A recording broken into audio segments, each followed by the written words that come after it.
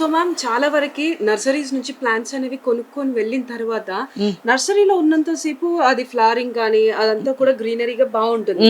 కానీ ఇంటికి తీసుకెళ్ళినాక దాన్ని ప్లాంట్ చేసిన తర్వాత ఒక 3-4 డేస్ కి చచ్చిపోతూ ఉంటాయి.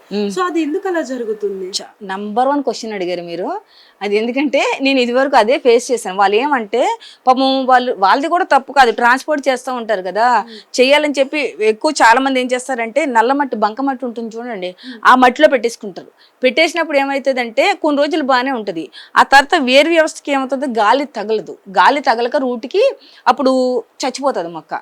మనము అలాంటివి తెచ్చుకుంటే కనుక అది మట్టి తీసేసి నల్లమట్టి ఉంది కదా, బంకమట్టి తీసేసి మన సాయిల్లో పెట్టుకోవాలి, అప్పుడు ఎలాగో చనిపోవు.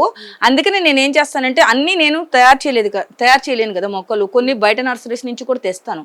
తెచ్చినప్పుడు నా పాటింగ్ సాయిల్లో పెడతాను, పెట్టి బ్రతికిన తర్వాత ఇస్తాను అనమాట. సో అంటే ఇప్పుడు మనం ఏదైనా మొక్కను మనం బయట నర్సరీస్ నుంచి తెచ్చుకున్నప్పుడు కంప్లీట్ గా రూట్స్ దగ్గర ఏదైతే మట్టి ఉంటుందో దాన్ని కంప్లీట్ గా తీసేసి మనకి ఏంటంటే కొంచెం లూజ్ ఉన్న సాయిల్ పెట్టుకోవాలి. రూట్స్ అనేవి.